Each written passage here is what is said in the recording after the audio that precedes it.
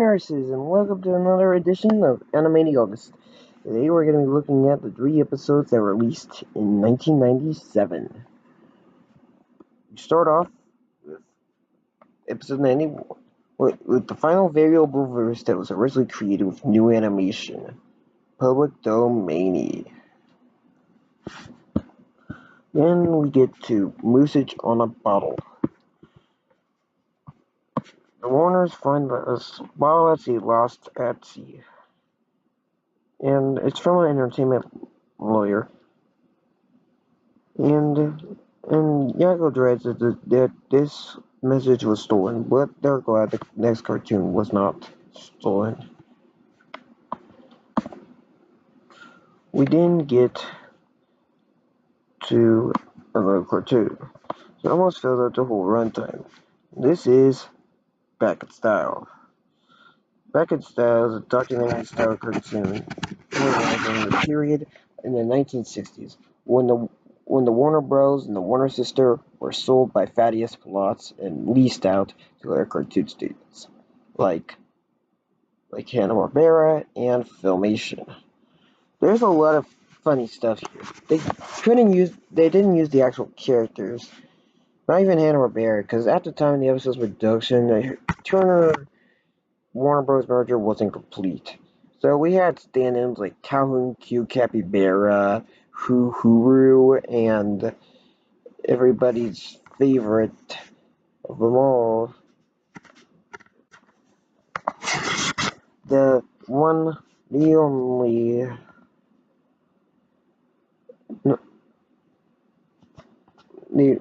of course, Thunderdog, which is, not really, is not really. But of course, they also parody Filmation's Fat Albert, and this time it's Orbeez Orson. It's a funny parody. There's a lot about this episode I like. It's one of the better later day episodes, and it's just a clever take on parodying these classic cartoons with the Warners. Bones in the Body. While at the campfire, Mr. Skullhead, the Warners sing their own version of Them Bones. This is the final time that Skullhead of Good Idea, Bad Idea fame appears in the original Animaniacs series. After this short, he was retired. And Runt also makes a cameo at the end. Now we get on to episode 92. Start off with It, a parody of the film It. And this involves a chaotic game of tag. Next is the macadamia nut. And yeah, it's basically what you would expect. This was the 90s, and the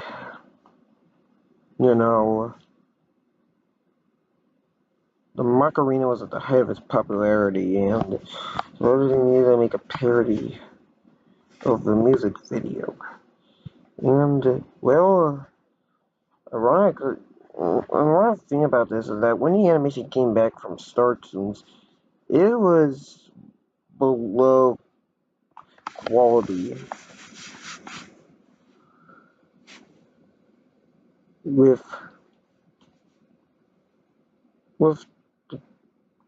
the colors being, with the screen being much grainier, and in terms of Mr. Skullhead and Chicken Boo, they were kind of given some really off colors.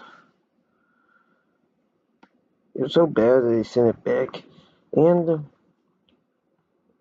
they actually used the original sound master for Macarena instead of a soundbite, because at the time, Warner Bros. Record division purchased the publishing rights to the original Macarena song, so the same instruments and everything were used, so that was cool. Next up is Bully for Skippy. This is a parody of FCC's educational rules, with FCC wanting to being very just stupid. Well, bullying is bad, but the characters can't pose violence, and Tom Ruger says this is probably the most political sketch they did on the original show, as he protested the FCC's 1996 regulations ordering every broadcaster in the United States to air at least 3 hours of educational or instructional program or informational programming.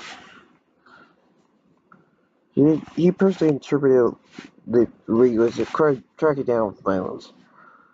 Oh no, it's a decent segment that parodies the FCC really well. Next up is episode 93. Shoot first, ask questions later. This would be the first segment to be animated by Coco Enterprises, who are arguably more well known for animating other shows, including some other shows from Kids WB. This is a parody of Snow White. As Snow White is told by the mirror that she is no longer pretty. All in all, it's definitely interesting take. They even parody have a direct parody of the intro in this episode, which is pretty neat. And so, well, acquaintances. This is the only segment animated by Philippine Animation Studio Inc., and the only segment of the original show from what I know to be animated in the Philippines. The Warners are invited to go to the Emmys, and during a trip, they decide to invade the house of some of their acquaintances. And the acquaintances are parodies of characters or friends. Although it also parodies other shows, with the ending parodying Seinfeld, and the middle of the cartoon is a parody of Brady Bunch. Honestly, it's another example of how the later episodes turn out to be much more dated than the early episodes, simply because they rely a lot more on popular culture and pop culture references. But, all in all, if I've actually watched Friends, I would assume this was funny, but, well, let's move on. Here comes Attila, the old tune of old Dan Tucker. The Warner sing about the tyrant Attila the Hun. John McCann actually wrote the song in 1994, but the show was pushed until 1997. Attila's design is actually different than the first appearance in all the way back in Valuable Lesson. That was only around 12 episodes ago. So, yeah. And honestly, it's, it's okay. The song's okay. Well, and finally you get the Boo Wonder. Chicken Boo plays the psychic of the Cape Crusader himself, Batman. The dynamic duo stays set to take down the villainous Punchline.